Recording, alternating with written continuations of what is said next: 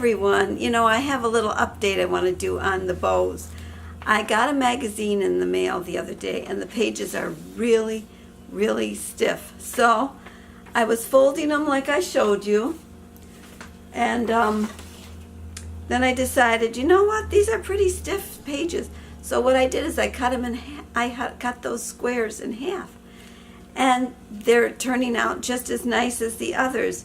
Less bulky, but it's turning out just as nice. But it's got to be a really stiff magazine. Now I got a magazine from Independent Health is what I got a magazine from, and I cut it into 3-inch squares, and it's really working nice. Just use a stiffer paper.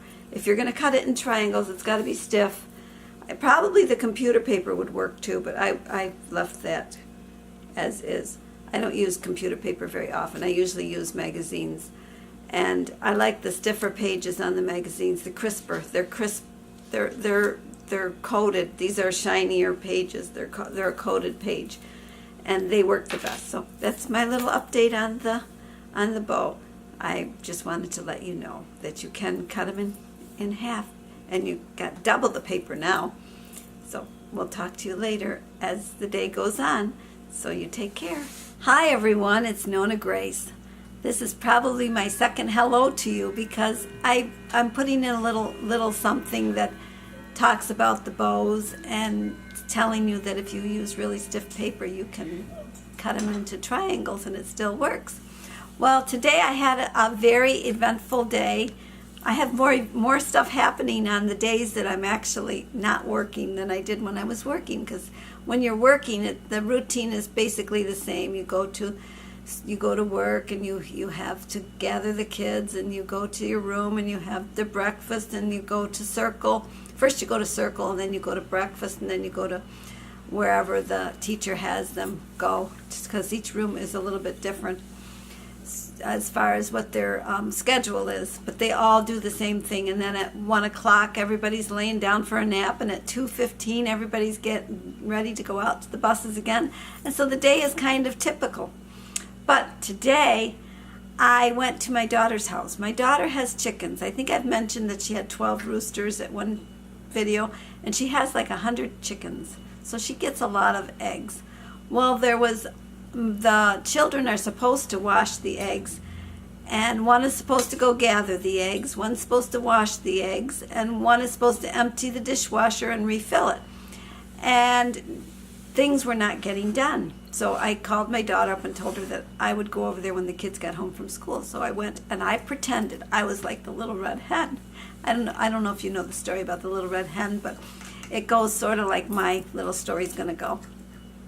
Well, when I went in and I saw all the eggs that needed to be washed, I says, oh my, who's supposed to wash these eggs? And of course, the one that's supposed to do them said, that's not my job. That belongs to, well, their names are Heather, listen to me, that's my niece.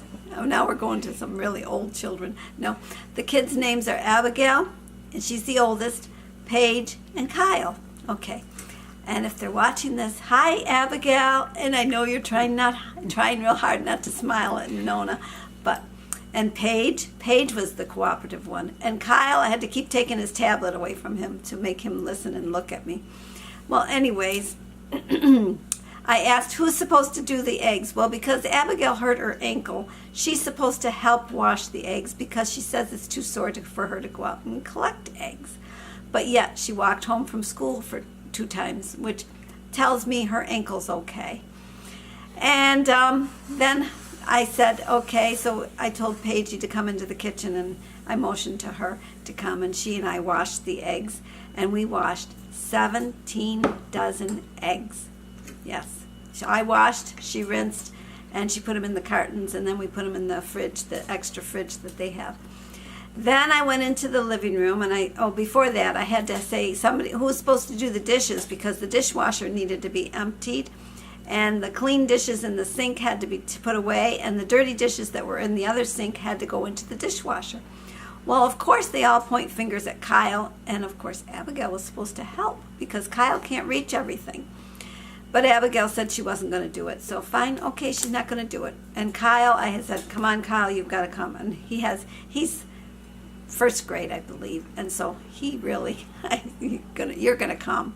And so he did his job. He did it very willingly. And Paige helped put the dishes away. She helped me to put the dishes away because I don't know where they go. So we put everything away. And then we proceeded to wash the eggs. And we got 17 dozen eggs. Then when the eggs were done, we put them away in the fridge. I'm kind of repeating myself, I think. But anyways, then I went in there and I said, okay, who's going to help me go gather the new eggs? Because you have to go out to the chickens a couple times a day. You don't just go out once because there's some early layers and there's some later layers. And Abby goes, I'm not. Kyle goes, I'm not. Paige goes, I will.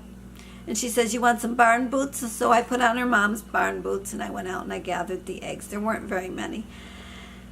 And then we brought them in and we washed those and put them in the carton. And then I went into the living room again and I said, okay. I came in and I wanted to know who was going to wash the eggs. And Paige raises her arm. She's the one's going to wash them. Abby didn't want to and Kyle didn't. I said, okay, who helped with the dishes? Well, Kyle and Paige helped do the dishes. And I said, and who's going to help me gather eggs? Abby says she's not going to. Kyle said he wasn't going to, but Paige went out with me. I said, okay, that's like the little red hen story. She wanted to know who was going to pick the wheat, plant the wheat, pick the wheat, make flour, and bake the bread. And because nobody wanted to help, then at the end, I gave Paige, I says, well, since you didn't want to help, now Paige will get the reward. She didn't know any reward was coming. So what I did is I gave her $1 for every dozen eggs that we washed, and there was 17 dozen, so she got $17. And the other ones didn't really get anything. I didn't give Kyle anything because Kyle didn't pay attention. He didn't care. Abby was a little bit upset, but she's not going to show it. I know it was probably something because she thought that washing eggs was, if there's even if you got 5 cents an egg, it would be more than $17. But I gave gave her $1 a dozen, so she really would have gotten 10 cents more if she would have got 5 cents an egg per dozen, which would add up. So that's what I did, and then Paigey wanted to put her money away. And Abby wasn't going to let her in the room. So the mother goes up and knocks on the door and says, Abigail, open the door. Abigail didn't want to open the door. And she says, well, you can either open the door or I open the door. Well, Abby opened the door. And we went in. And when I was getting ready to leave, I said, goodbye, Abigail. And she just kind of goes. And I said, I closed my eyes then. And I said, I'm blind. I can't hear you. And so then she says, bye. And I says, bye. And then I go, my name is NonnaGrace. I says, can you say goodbye to NonnaGrace? And she goes, bye. And I says, my name is NonnaGrace. Can you say goodbye to Nonna? And so then she finally says, bye, Nonna. And she's trying real hard not to smile. And I says, oh, come on, look at me. You've got such a pretty little face. Look at me. And then I get a little silly with them, really silly, because they think that I'm a whack old lady. And my daughter goes, this is what you've got to look forward to, because as we get older, this is what we do. So that was the exciting day of washing eggs. And I also wanted to tell you that I had signed up for a supplementary insurance. I didn't get a chance to tell you the other day. After I hung up the camera, or hung up the phone, as they would say, I go, oh, shucks, I should have told them about the insurance. I signed up for a supplementary insurance, and it's going to be with Blue Cross Blue Shield is who I got. And they don't have a deductible at all, and it provides dental, and it provides prescription. Now, it won't help me with this little trip because it starts in June when my other one ends. My independent health will end in the end of the month, but it will take care of dental from that point on. I think I'm allowed 2 cleanings. I don't know if it takes care of anything else. I will see when I get the little booklet. And then, of course, the telemarketers, or not telemarketers, what are they? The scammers. Scammers are out there now. So later in the evening, I get this phone call, and it says, "Hello, I'm from the Social Security Department. Can I talk to?" And they asked for me. And I says, "Why are you calling me?" And she says, "Well, don't you have trouble with your back and your legs still?" And I go, "No," and they hung up. So the scammers are out there, so be careful. And if they call and say that they're from the police department and so-and-so is in the jail, or so-and-so has been picked up or something, the police don't call. They come knocking on your door. So don't fall for that one either, because that's another scam that's out there. And so there's a lot of scammers right now, so be very careful. Well, that is my talk for today. I will talk to you again tomorrow. Let's hope I have some exciting news again. Okay? We'll talk then. We'll talk. It's hard to say goodbye. It's time to say goodbye. Goodbye. Oh.